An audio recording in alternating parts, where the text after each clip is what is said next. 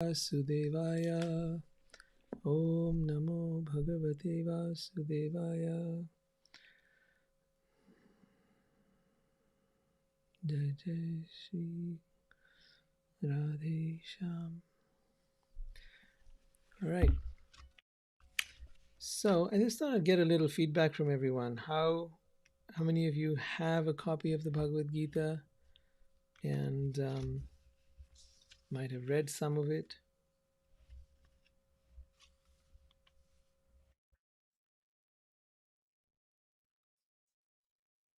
That would be the Hare Krishna devotees, yes. Okay.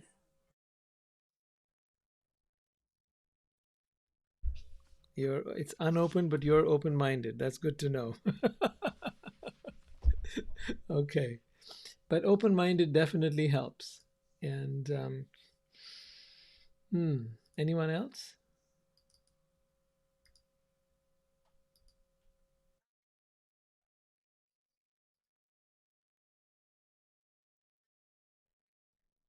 Okay. We've been reading it just recently or for a while now?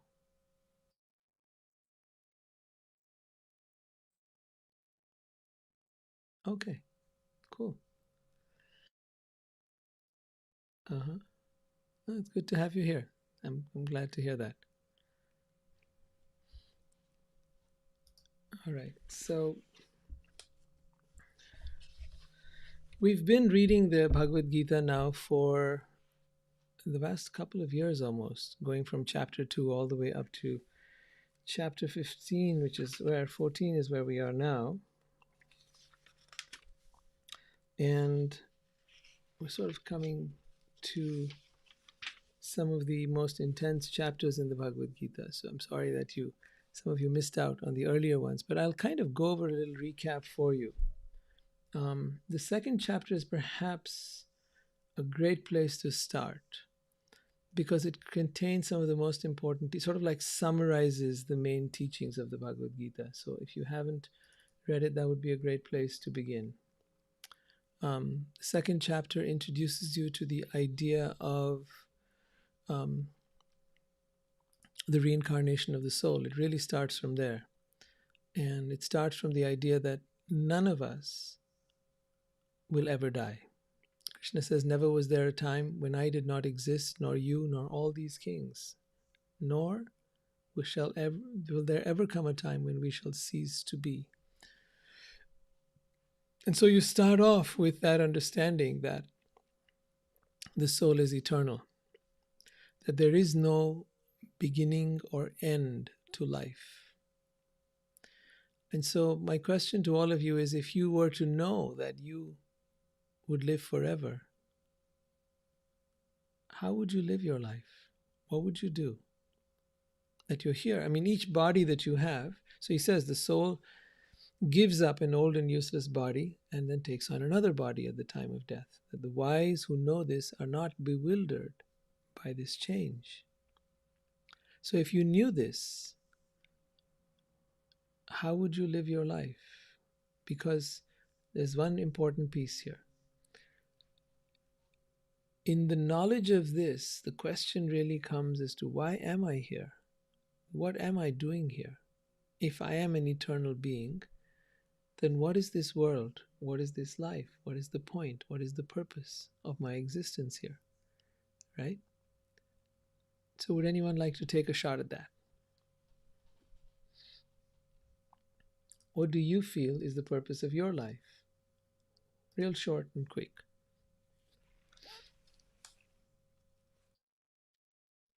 Okay. Amanda, is that Amanda? Yeah. So devotional service and love. Could you explain to everyone what that means for you?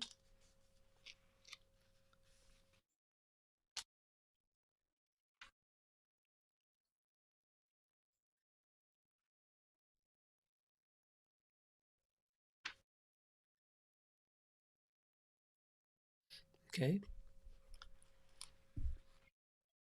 And then how do you do that in the face of all the ugliness of the world? People don't necessarily talk well to you. People might be hurtful or mean or stuff like that, the stuff that we all face. How do you do that in the face of all that?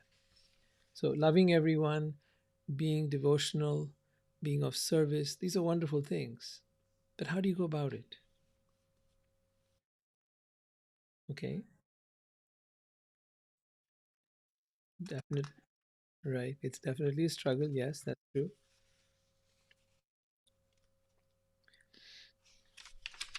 Anybody else want to share anything? Hi, this is Leora. Okay. Okay.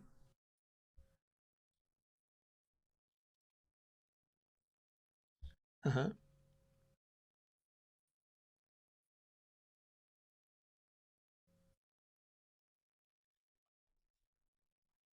Hmm.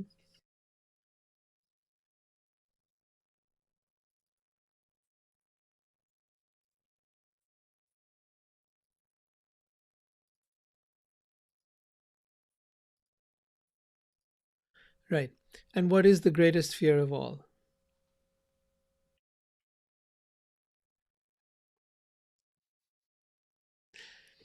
Yes, the greatest fear of all is death. And then, of course, it comes down to survival. And even when it comes to survival, the Bhagavad Gita, Krishna is assuring you all through it that He's got your back, that you're taken care of, that you're protected, that nothing can harm you.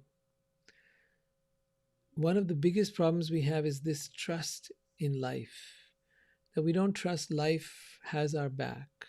We think we need someone else to have our back, our job, our country, the economy, a person, right? That person will be there for us. We can count on them. And it's very normal as a human being to want that. But coming in touch with your spiritual essence, with your soul, is about realizing that the universe, or God to be more specific, has your back, that you are protected.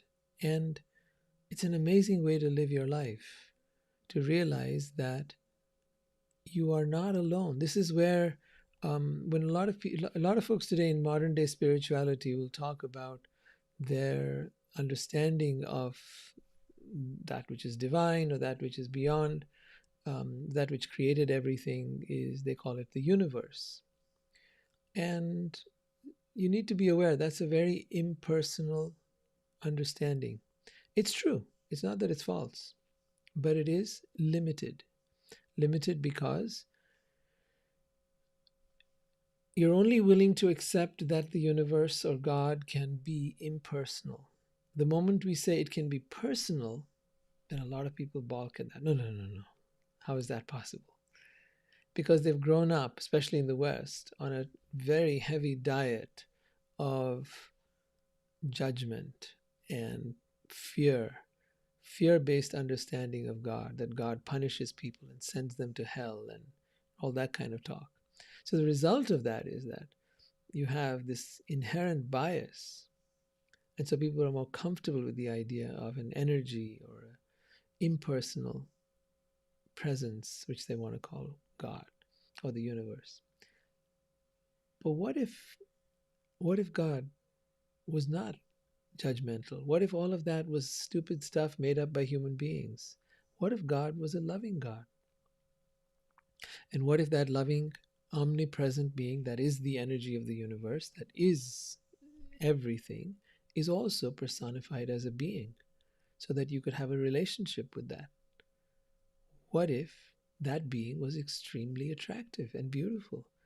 What if, besides that, that being wanted to have a relationship with you, every one of you, and wanted to have a heartfelt, passionate, beautiful relationship? And you could choose any relationship you want. It doesn't have to just be a father child relationship, it could be a friend relationship. It could be the relationship of a parent, you as the parent to God as the child. It could be you as God's lover or spouse. How would you like to relate? If you could relate to the source of all that is, what kind of relationship would you like to have? Would you like to have a relationship of fear? Because a lot of people think that's what love is. That love is fear. I don't think so. Or would you like to have a relationship of complete trust? The choice is really yours. Is there is no all possibilities exist in front of you.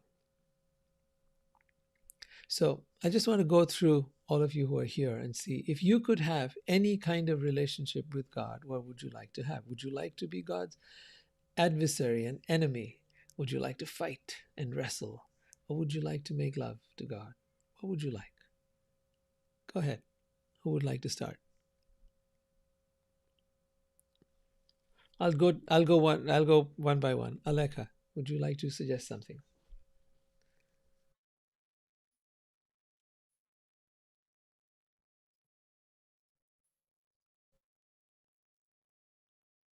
Okay. Okay.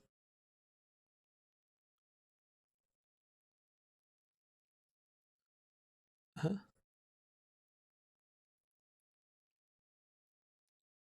Okay, so guiding you and almost like a parent or a teacher. Do show your video for a moment while you're answering, and that would be nice because then others can also see you for a moment. Yeah. Okay. Amanda, how would you like to see God? What kind of relationship would you like to have?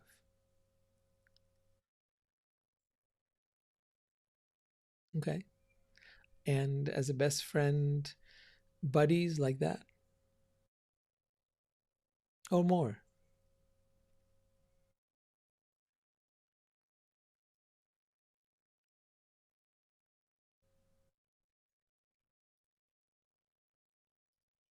Okay. Right. Right. Okay. That sounds wonderful. And Jade, Jade.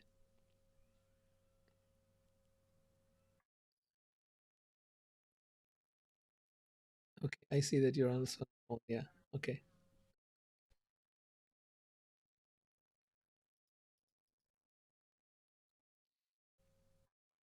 Okay. So as a teacher, as a guide, as someone who can show you the way, as a guru like that. Okay. Okay. Wonderful. Leora.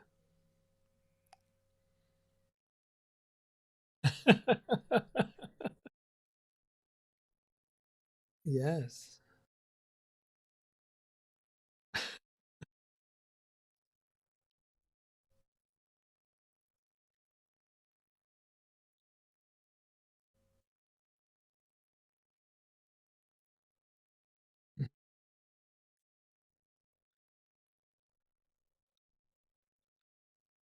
Right.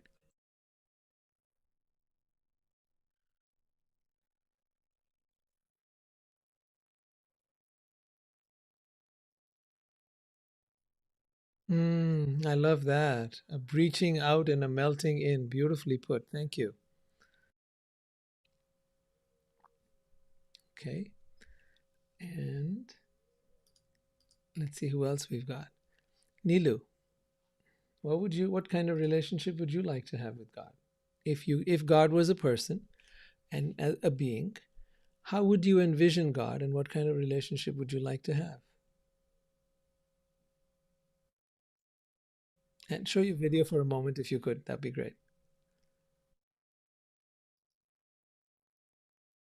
Okay. All right. Okay. Doesn't matter. Doesn't matter. Go ahead. That's all right. Don't worry about it. All right. Go ahead. Hmm.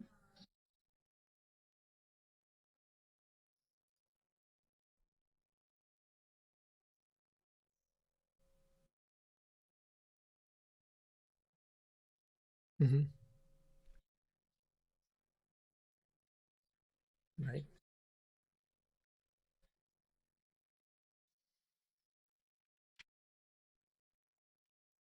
Right.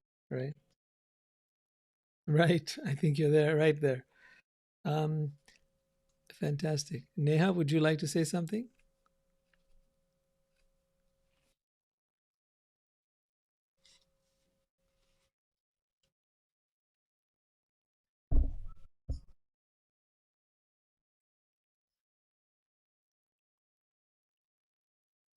Mm-hmm.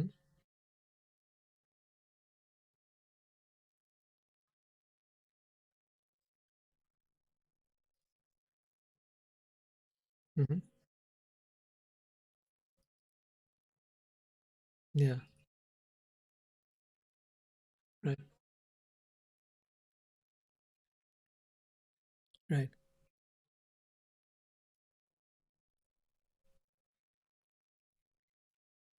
Right. Right. That's wonderful. So you have a connection, you have a relationship, and you have a sense that God is there with you, guiding you, being part of the journey of your life, and that you're not alone. Fantastic. You see, that's the difference between an impersonal understanding of God, that God is just an energy, versus God is there as a person who cares about you, loves you, and is there with you through thick and thin.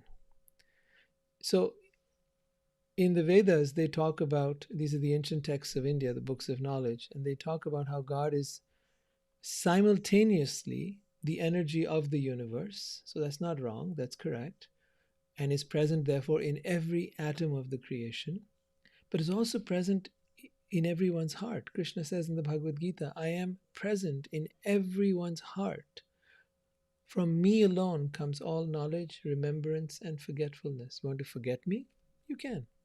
You want to remember me? I'll be there. I'll help you understand me. I'll help you know me. And if you want to know further and you want to know more, I'll be there with you.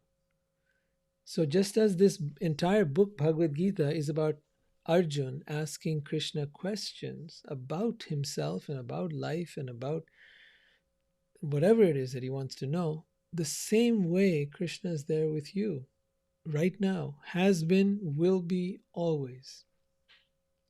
And it's up to you to reach out. It's up to you to be able to ask, connect, form a relationship. How do you form a relationship with a person? This is a real important thing to understand. Do you form a friendship or a relationship with someone by simply, well, let's say right now, the way it works on Facebook, let's say you add them as your friend, right? And would you say that such a person now has become your friend, your buddy, your confidant, your well-wisher?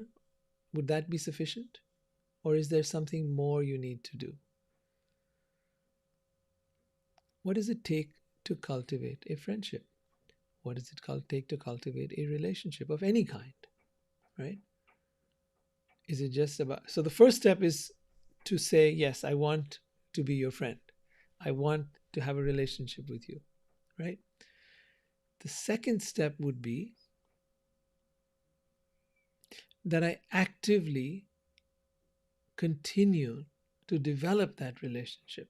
Maybe meet up. Maybe we sit down and we have some tea or coffee or whatever it is you like to have, right? Maybe we spend some time talking with each other. So we cultivate a relationship. And in that way, the same thing applies here, that you turn to the presence of God within you and develop a relationship. Reach out and listen. So in relationship, it works like this. It begins by listening.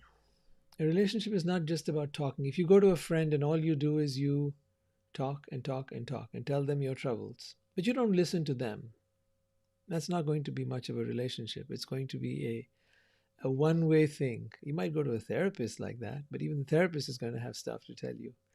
Most people just talk to God. They pray. They tell God their troubles. But they never take the time to listen for the most part. They mostly believe it's a one-way relationship. How would you feel if you had a friend who only came and, as they say, dumped on you, right? Just told you all their stuff, told you, and then went away. And then came back again and did the same thing again and again and again. Never asked you about you. Never really wondered what you thought. Never sought your input. Never really cared about you. Wouldn't be much of a friendship, right?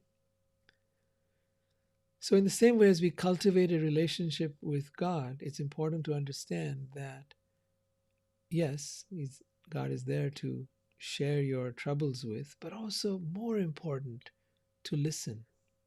How do you listen? You can't be talking and listening at the same time, right? When you listen to someone, you gotta stop talking. That's the first thing. And then you gotta stop thinking too.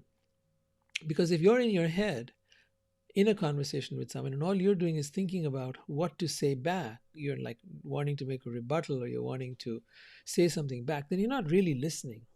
You're not really getting where they're coming from, what they're trying to say to you. And the result of that is again the same kind of empty relationship. So it's very important that as you cultivate a relationship with God, that you begin to listen and say, hey, what do you think of this? What are your ideas? And to keep an open mind. And as you keep an open mind and you inquire, you'll be amazed with what. I have a lot of people tell me, God doesn't talk to me. I said, but do you listen? Do you listen with an open mind, or is your mind full of scriptures or philosophies or whatever teachings you've got? And are you looking for just that, for reconfirmation of that? Or are you willing to be open to something new that you've never heard before? Are you willing to hear something that might not be so, positive or necessarily encouraging, but that really says it like it is to you? Are you willing to hear the truth? Most people are not. They'll hear the criticism of their mind, but not the wisdom of God. It's strange. Yeah. So, why all this listening? What is the intent and purpose of this? I'll tell you something very important because I spent over 10 years writing, asking questions, just like you guys wanted to do, and listening and writing the answers that I got. And what I found was this was the most profound way to spiritually grow and evolve. Because when you're listening with a quiet mind and an open mind, then what happens is that listening comes from within you. It's not coming from outside. It's not coming through your ears. It's not coming through your eyes. It's not coming through your mind. It's coming directly into you, into your subconscious. And so what it does is it starts to grow you from the inside. You start to change from within. And that was some of the most profound things that began to happen over the years of writing like that. Now, what does that do? Where does that take you? What it starts to do is you start to become more and more identified with the true you, with the spirit, with your soul. And when you do that, you begin to grow and evolve. Now, a lot of folks come and talk about this kind of growing and evolving. They say that's what life's all about. I said, okay, well, what are the symptoms of that? How do you recognize if you are growing or not? For a lot of folks, it's, very loosely structured. They have no idea what that spiritual growth actually looks like. So here in Bhagavad Gita, we've been reading from chapter 14, text number 20. We went up to 21, now we're on 22. So in 21, Arjun has asked, my dear Lord, by which symptoms is one known who is transcendental to the three modes? What is his behavior and how does he transcend the modes of nature? So earlier we had read about the mode of goodness, passion, and ignorance. The mode of goodness was a place in which you were peaceful and calm, a place in which you were kind and compassionate and loving towards all beings. The mode of passion is where you were busy doing things. You were in the doing mode all the time, doing this. So you can think of one as, well, it's not strictly being. One is, the mode of passion is doing things, achieving, always trying to prove something, always trying to get somewhere, like that. And the mode of ignorance is where you're unmotivated, depressed, sort of not interested in anything in particular. So you're kind of, how do you say? You're just kind of like stuck, and you feel no desire to get up, to do anything. And if you do, you just eat junk food and I think we've all been there at some point in our lives. And then, of course, there's a combination of the three modes of nature. And so now Arjun is asking the next question to go beyond that. He says, how does one go beyond the modes of material nature? How does one become transcendental to the three modes of nature? What is such a person's behavior? So Krishna answers, and whenever Krishna answers, it says, Shri Bhagavan Uvacha. Uvacha means spoke, and Bhagavan means, Bhagavan is a term referred to in Sanskrit, meaning the Supreme Being, right? The source of all that is, right? Or God. Shri Bhagavan Uvacha. The Supreme Personality of Godhead said, O son of Pandu, he who does not hate illumination, attachment, and delusion. So very interesting. Who is not averse to or does not hate illumination, attachment, and delusion. There's a lot of people who think that being spiritual means you've just to be illuminated. You have just to be one with the light. You have to be spiritual. You have to just being. No attachments, no, just be detached from the world, not be renounced, right? So he's saying that if you are not hateful of either of these three states, goodness, passion, or ignorance, you're neither averse. So a person who is in the doing mode, in the mode of passion, might say, well, I'm not interested in all this peaceful stuff and living, peaceful, saintly life. I want to achieve. I want to make things happen. I've got, goals. I've got ambition.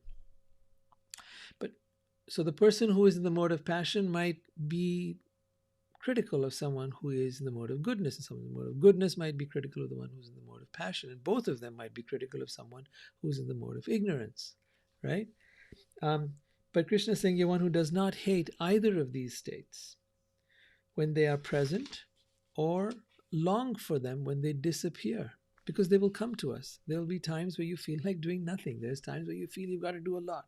And there's times you just want to be in peace. So these states will come and go. They're like ebb and flow. The point is to not resent them. It's not that I have to only stay on purpose. And if I start to relax a little bit, I need to be critical of myself. No, we tend to do this, right? Oh, I've been so unproductive today. I should have been working hard. I should have been doing things. Not always. It's not always necessary to be always on the go, doing, driving yourself to the ground. That's how we get sick. So one who is not attached to them, does not long for them when they disappear, who is unwavering and undisturbed through all these reactions of the material qualities, remaining neutral and transcendental, knowing that the modes alone are active, who is situated in the self and regards alike happiness and distress. Let's go slowly. There's a lot here. I think I should slow it down. Who is unwavering and undisturbed through all the reactions. So when you see your body, your mind wanting to go through different moods or different states, right?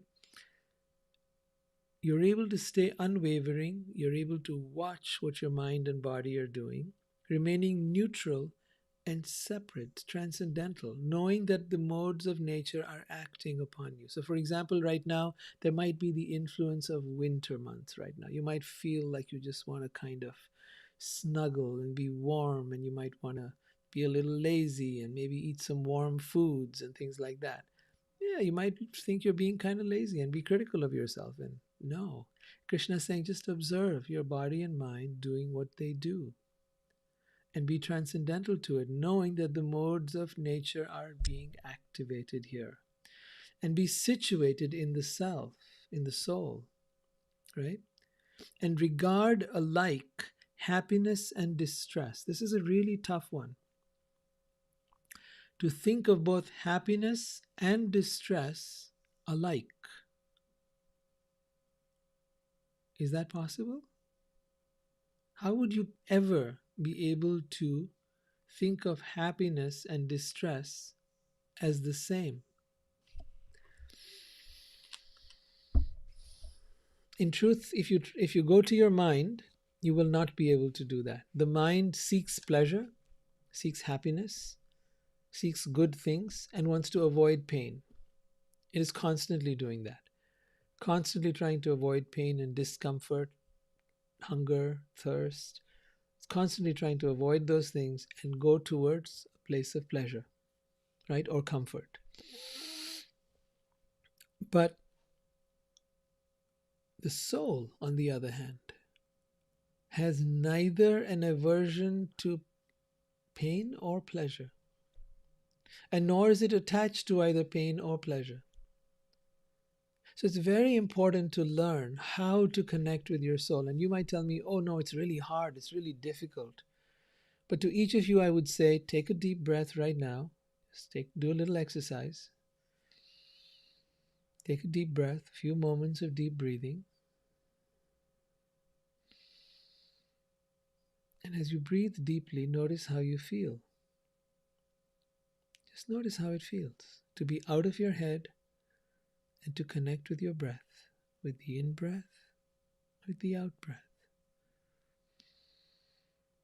Coming out of your head into your body, becoming aware of your breath as it goes in and out, in and out.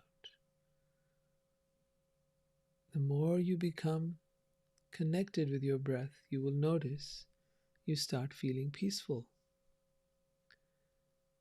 You may not have been feeling peaceful before you started the deep breathing, but now you do. So the question to ask yourself is, where is this feeling of peace coming from? How is it that when I went from my head and I connected using my breath with my body, I began to feel peaceful? Where is the feeling of peace coming from? My assertion to you is that peace is coming from within you. That is the radiance of your soul. That is the energy of who you are. You are peace.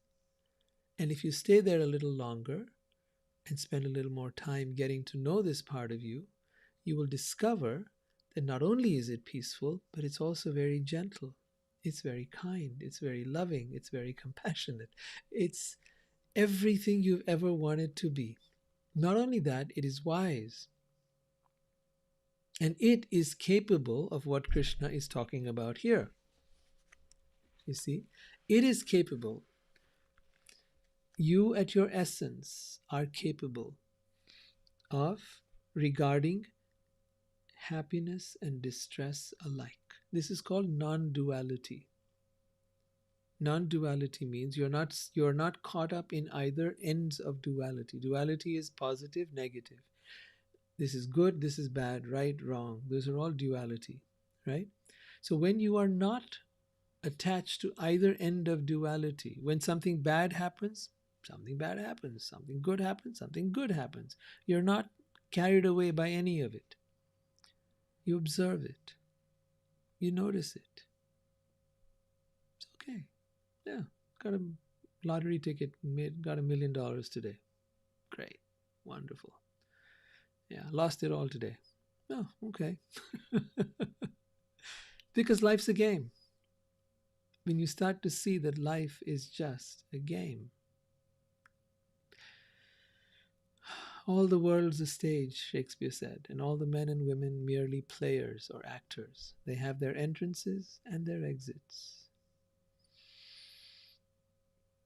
Out, out, brief candle, life's but a walking shadow, a poor player that struts and frets his hour upon the stage and then is heard no more. That's who we are. We make a lot of fuss while we're here, and then we're gone. Okay, Krishna continues here. When someone who looks upon a lump of earth, a stone, and a piece of gold with an equal eye. Can you imagine looking at a piece of stone, a lump of earth, and a piece of gold with an equal eye? Meaning you see no difference between them. Who is equal towards the desirable and the undesirable, who is steady, situated equally well in praise and blame, honor and dishonor, who treats alike both friend and foe, and who has renounced all material activities, such a person is said to have transcended the modes of material nature. I find it very important for us to read texts like this because they give us some idea, some standard to aspire towards. It's not just about peace and love, the way people go right now, light and love. I find that such a joke. Um, there are standards, there are certain qualities that are developed in the course of our spiritual growth. These are some of those qualities by which you will recognize a person who is truly spiritually evolved. And honestly, there is no way to know somebody else. There are many who walk around with fancy robes, many followers. They seem to be highly spiritually evolved, but you know nothing about them. What matters is to check yourself, not somebody else, to check yourself and to see, am I developing these qualities or not? Or under what conditions do I develop these qualities? And you'll notice that when you are connected with your true self, with your soul, you're able to be exactly like Krishna is describing here. And when you're in your head, you're not able to be this way at all. This is true for all of us, by the way. It's not just that one person is like that. All of us. This is what works and what doesn't work. When you're in your head, none of this works. When you're in your heart and your soul, it all works, and it works automatically because it is the nature of your true self. And the nature of the mind is to be dualistic. The nature of the soul is to be non-dualistic. It's as simple as that. So which part of you are you using? There are times you need to be dualistic. There are times you need to know which is a better way. Do I go left or do I go right? Is this food better for me or that food better for me? You need to know. Right? You need to live in this world. You need to know whether you invest over here or invest over there. Sure, use your mind for what it's meant for. But for the most part, in your relationships, with people, with yourself, stay here, stay in the heart, stay in your soul, because that will give you much more comfort, much more ease, and a greater and a more beautiful life to live. Okay, I've spoken a lot. Let me hear some questions. Yeah, hi, Lyra.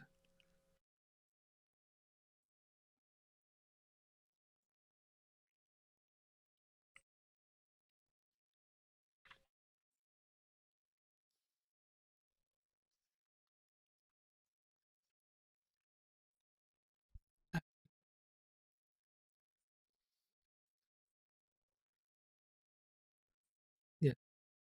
Mm-hmm.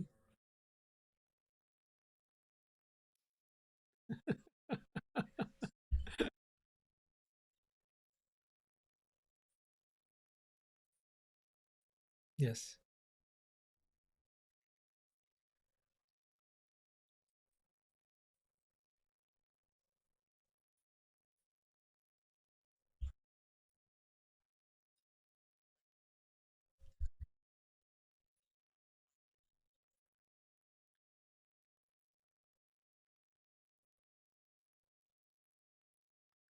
Sure. Of course. So Lyra, it's not actually complicated. Everything has a time and everything has a place. I mean, you don't take your laptop into the shower with you, primarily because it'll get bad. There's a place for everything, right? When you're in the shower, you want to enjoy the shower. When you're in the restaurant, you're having a nice meal. You want to put your phone away and you want to enjoy that meal, right? There's a place and a time for everything. There is a place for the mind, and you've got to give it its place. You got to do your taxes, you got to pay your bills, you got to deal with the mundanity of the world. Absolutely, you need your mind. But don't use your mind to tell you whether you're a good person or not. It has no clue. Don't let it try to predict your future. Don't let it judge you. Don't let it judge others. There are things that are off limits for the mind, and one must set boundaries with it. You must become the boss of your mind and direct it as to what it's allowed to do and what it's not. Or it will go on a wild rampage, taking over every aspect of your life. And that's when things get chaotic. So, my recommendation is to learn to set limits and boundaries with your mind and tell it what its duties are and what are not its duties. You know what it's what so it is not allowed, for example, to interfere with your relationships, with your love life, with your, those are places it will come and it will screw things up. And then you'll be hurt and you'll be sad and you'll be angry and you'll be mad and go through all that stuff. But most 99% of what you're mad about is all stuff your mind made up. You didn't do this and that means that, and you said this and that means that. It means you don't care about me and you don't love me and blah blah blah. And now you got fight in your hands, you got all kinds of problems going on, and it is so burdensome. Why? Because your mind made it up. Now maybe it's true and maybe it's not. But what if the heart were to look at that same situation? And what if you were to look at that situation from this, the real essence, like go beyond the surface and see the essence of what this person is to you or who you are to you. And as long as you keep that in focus, this person might have said a couple of unkind words, but they're not an unkind person, right? They may have stumbled and said something foolish or done something ridiculous. Okay, who doesn't? Which amongst us does not? Have I never done anything foolish? Have I never said anything stupid? Have I never done? Absolutely not. I have done all of that. Who am I to judge somebody or judge myself? You see, that's where the mind needs to be kept in its place, to not overstep its boundaries. On the other hand, when I've got to do practical stuff, I need it. So,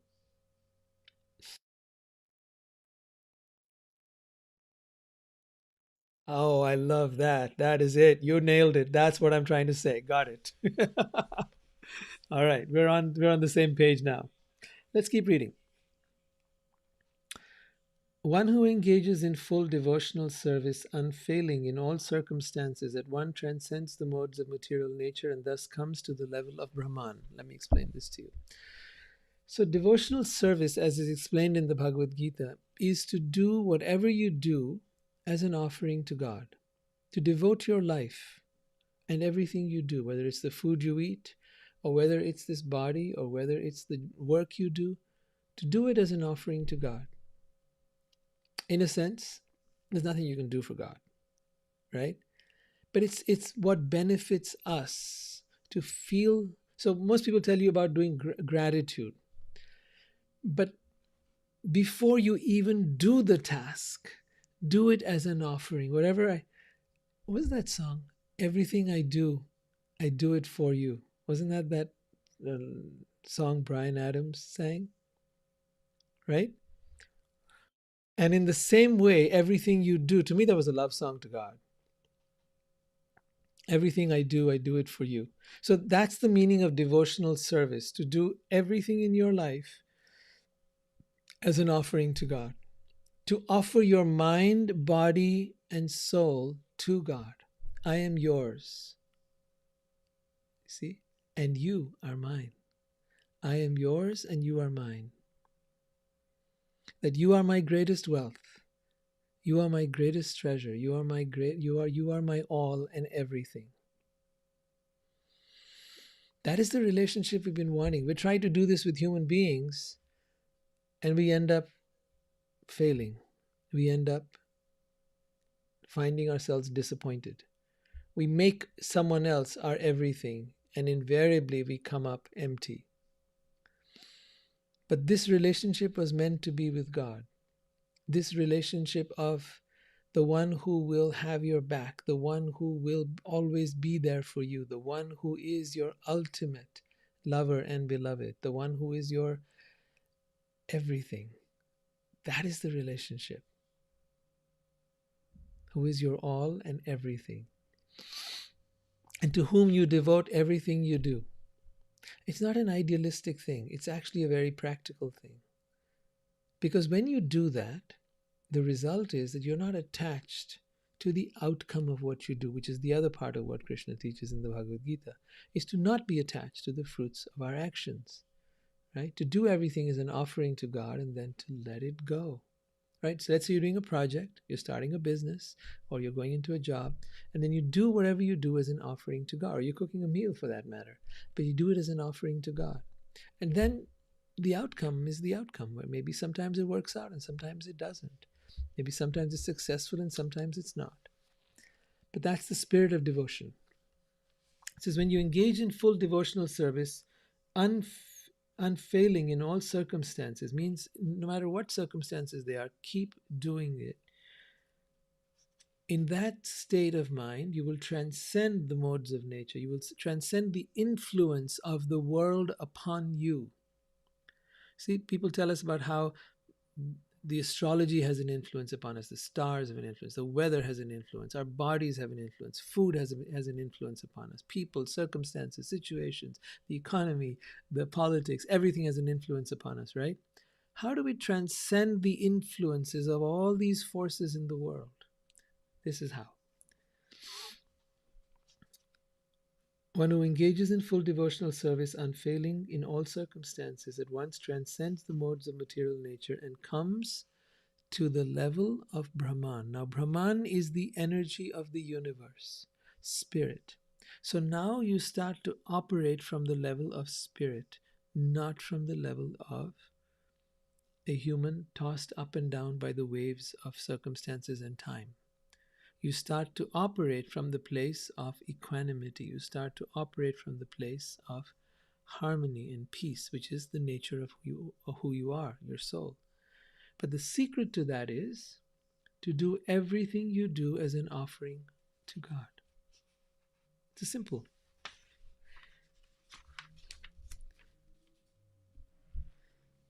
And I, Krishna is speaking, am the basis of this spirit energy, this impersonal energy that pervades the entire universe, Brahman as it's called in Sanskrit. And I am the basis of the impersonal Brahman. Brahmano hi pratishta aham. Aham means I am, the basis of Brahman, the spiritual energy that pervades the entire universe, the energy of the universe. See, the energy of the universe is a spiritual energy. It's not that there's nothing like a material energy and a spiritual energy. The material energy is also spiritual, it's just operating at a different frequency. If you connect with matter, especially matter in a living thing like a tree, even for that matter, or the earth, or the sky, or the sunshine, or whatever it is, nature, right? If you are present to that, you will find yourself uplifted. You will find yourself like all your troubles suddenly melted away and you're feeling good all over again. Why? Because you've connected with spirit. Because the hidden behind all of nature, including your body, including all the vegetables and the fruits that you eat, and is the energy of the divine, of God. That energy is spirit energy, and therefore you feel uplifted. That is the symptom. Now Krishna is saying, he is that spirit energy. I am the basis of the impersonal Brahman, which is immortal, imperishable, and eternal. Just like Einstein said, but that was recent, right? Only maybe the last 100 years, where he said matter is neither created nor destroyed, that therefore all energy is eternal. Krishna was saying this 5,000 years ago, that the energy is neither created nor destroyed. The soul is neither created nor destroyed. Matter is neither created nor destroyed. And the energy of Brahman, which is the energy of the universe, is immortal, imperishable, and eternal, and is the constitutional position of ultimate happiness. And ultimate happiness can only be found there. Not in some heaven out there, but right here is heaven. Right here. It's not somewhere out there. We don't have to look further than here. Right here within your body is heaven. Just a few deep breaths and you found it. Right? Keep going back there. Heaven is right here within you and all around you. If you're finding yourself in hell, then that hell is the hell created by your mind. If you're finding yourself in heaven, that is the heaven you will find within yourself. So just always keep checking. Where am I? Am I in heaven or hell right now? Hell is here, heaven is here. It's a simple thing. The constitutional position of ultimate happiness. Ultimate happiness is found in connecting with spirit, connecting with the soul, connecting with the universe or God, and who's present everywhere, and ultimately forming a relationship with God. The chapter ends here. Chapter 14 ends over here. But I'd like to know what you take away from here. What is it that you've understood, taken away, or would like to add?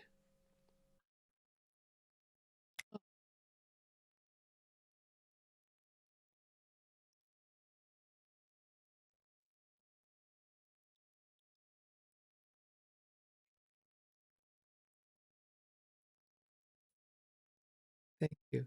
Thank you. You're welcome. Thank you.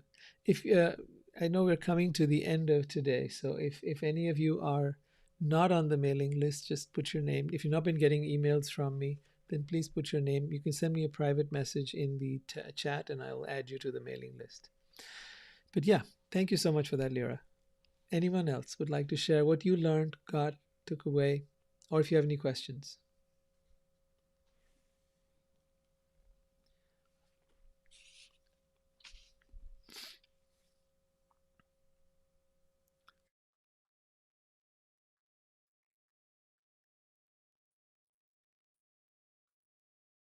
You know, Lyra, I got to tell you this. I used to think it's very difficult. I used to believe that only very few people could be this way. You know, you had to be a Christ or a Buddha or someone like that. And only then, only very rare people ever got to reach this level. For a long time, I believed that. And as a result, my own spiritual journey didn't go far.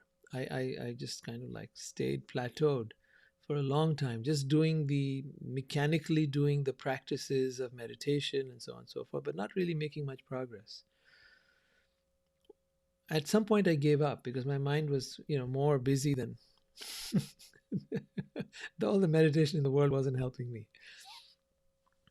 And one day I was just driving along and my mind just stopped. And I was like, wow, I didn't do anything. I didn't do anything. And it just happened. Is it possible that it's easy? What if it was easy? And I want each of you to take this idea into your mind. What if spiritual growth was easy, effortless? Because that which you seek is already here within you. It's the closest thing to you. Whether you seek God or you seek enlightenment, that which you seek is here, now. It's not far away. It's not out there somewhere. That's what's made us think it's difficult. But those who understood that it is right here, right now, and all I've got to do is not struggle, not do what see, things in the world, there's a saying they have, anything worth having is hard to get, right? So that sets up the paradigm for being in the world. You have to work hard to attain anything, to achieve, you must work hard. But spirit doesn't work the same way matter does. Spiritual growth doesn't work the same way material growth works. When it comes to spiritual things, it's the reverse, it's the opposite. You slide into it. That's what I learned. You allow yourself to go there. It's more about dropping the resistance, right? Rumi said that, didn't he? That it's not about looking for love, but looking for the places in which you block love from entering into you. Yes, the obstacles to love. In the same way, if somebody was to try to go to sleep and they said, I'm trying so hard to go to sleep, I'd say to them, well, that's the problem. Stop trying so hard. Relax. Allow yourself to drift into sleep. Hmm. Yes. Thank you. Thank you. Thank you. Thank you. You really got that. That is the point. Trust. Trust allows you to let go.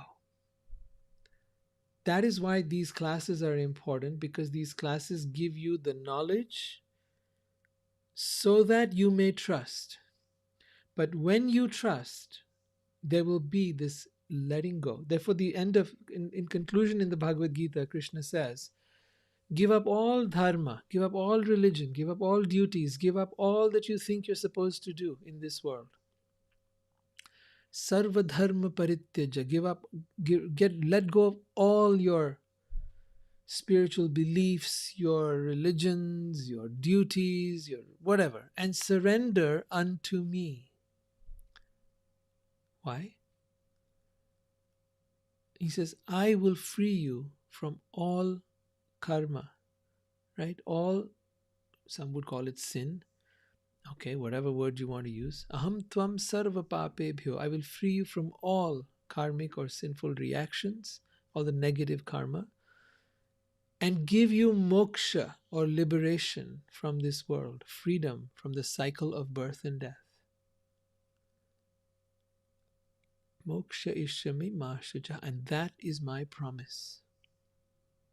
What is required from you? Surrender. What does surrender require? Either somebody has to put a gun to your head, that's one way to surrender. But he's not putting any gun on your head. Though some people try that in some of these religious organizations where they put a gun of fear on your head. But no, he says this is the gun, this is knowledge.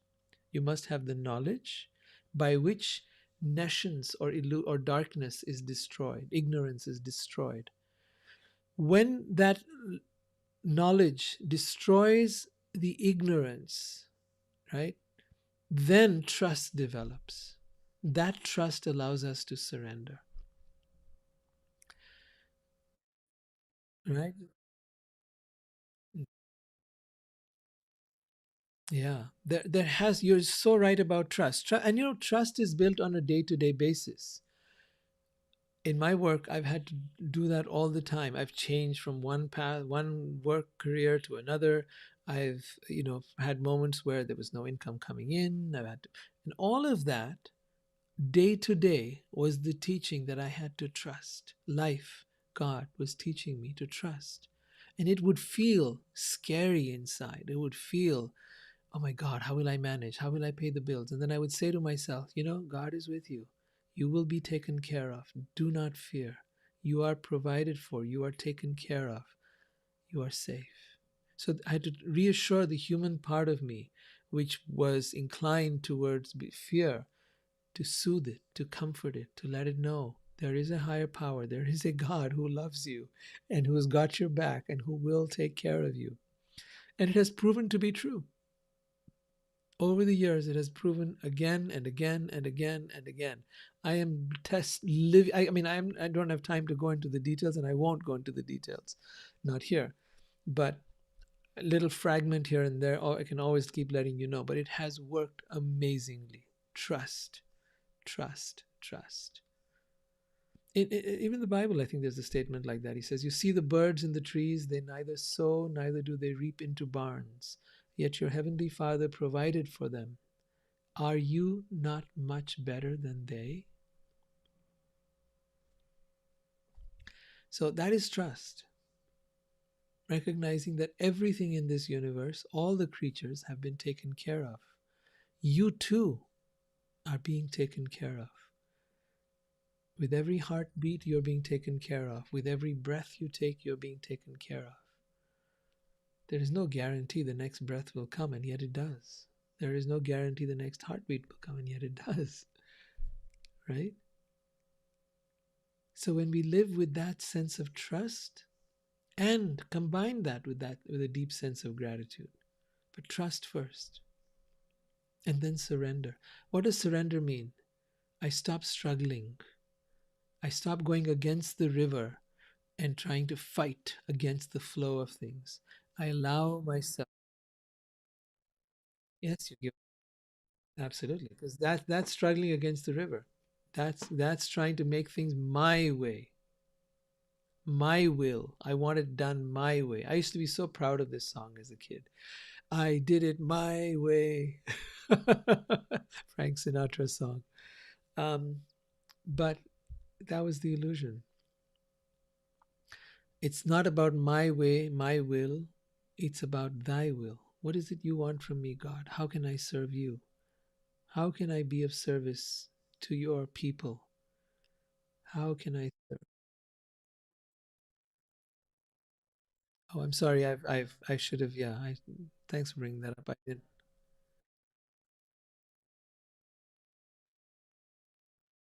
It's once a week, every Tuesday at 7 p.m. Pacific time. Yeah. Yeah. I've got your email. I will definitely. Nilu, what about other people suffering out there? So, Nilu, suffering, it's one of these very interesting things that there is going to be suffering in this world. Krishna says, in this world is a world of suffering, dukhalayam. He calls it the world of um, suffering, and it is temporary. Everything in this world is temporary, including suffering, including suffering. So you'll find that many who have gone into suffering have also learned how to find their peace in it. I've seen in the slums of India and the villages of India where you'll be amazed how happy people are. In fact, I think they're sometimes happier than many of the wealthy people out here. And then again, there is real suffering, like, the pain of not having food to eat or being sick or being. And these are all part of the suffering of this world. We will all go through it. It's not just that some will go through it, all of us will suffer. All of us will suffer old age. All of us will suffer disease. All of us will suffer death. These are the basics. We will also have hunger and thirst. We will also have our mind, which will torment us. And we will have so there are considered three kinds of suffering: the suffering caused by your body, the suffering caused by other bodies, other people, and other creatures. That could be insects and whatever other kinds of creatures too, snakes, people, whatever. And sufferings caused by nature, heat, cold, um, whatever other kinds of things. And then, of course, there's the situations of life as well, of course. Um, but suffering is a part of this world. Now, suffering, if viewed in itself, seems like, oh my God, this is horrible. You're going through all this stuff. I don't see suffering like that. I see this world as a gym. You go to the gym and you lift these weights and you run on these treadmills and you ride these bicycles. It's a lot of work. That work. So what is it that you do in a gym? You lift a weight, right? What is a weight? A weight pulls down while you pull up. In the process, your muscles get strengthened. The treadmill, you run forward, the treadmill runs backward, it runs the opposite direction. What I'm saying is this: suffering is when things don't go your way. That's what you call suffering. When you want things to go a certain way and they don't go that way, you suffer. Right? You want to have a nice house, but you live in a tiny little hut. You want to have lots of money, but you're poor. That's suffering. Right? You want to be healthy, but now you're sick. Suffering. If you stop resisting life, there will be no suffering. If you simply go, there might be pain. That is a more of a physical thing. But suffering is the result of resisting life.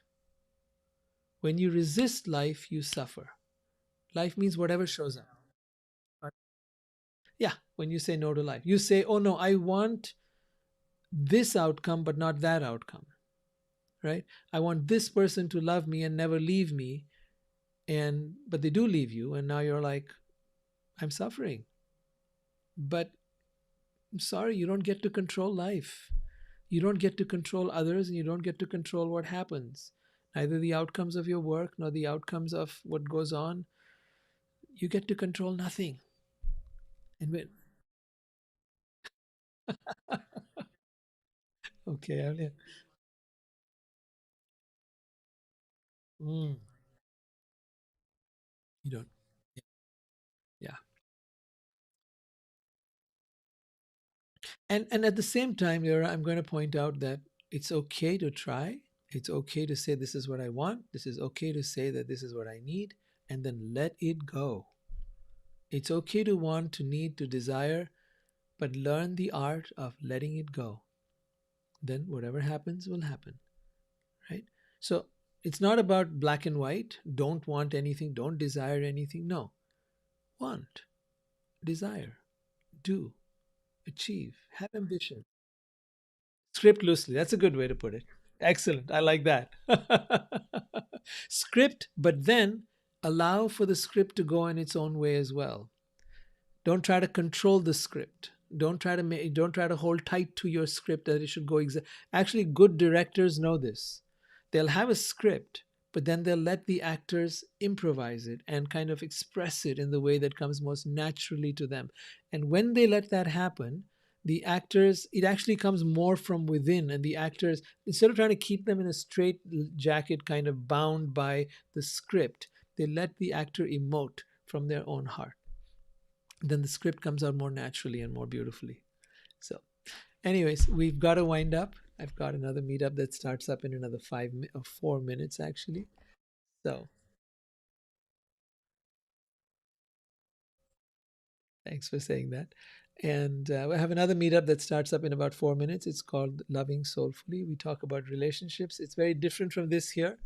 But if you have questions about relationships and you'd like to stay on, please do. I'm going to wind this up right now, and I'll be back with you in a few minutes. So thank you all for showing up every Tuesday at 7. We're here, and I'd love to see you again. Have a wonderful night. Hare Krishna. Good night.